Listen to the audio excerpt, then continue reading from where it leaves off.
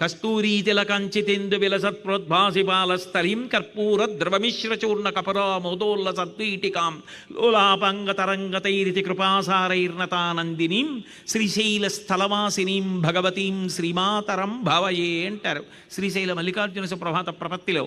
అలా ఆమె పెట్టుకున్నటువంటి కస్తూరి బొట్టు, లక్ష్మీదేవి నొసటన ఉన్న కస్తూరి బొట్టు ఆయన పాదం మీద కనపడుతోందిట.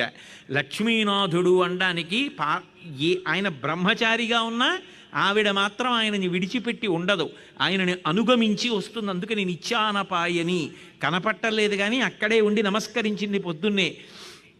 అటువంటి పాదం అన్నారు పోతన గారు. ఏమి దర్శనం చేశారు మహానుభావుడు.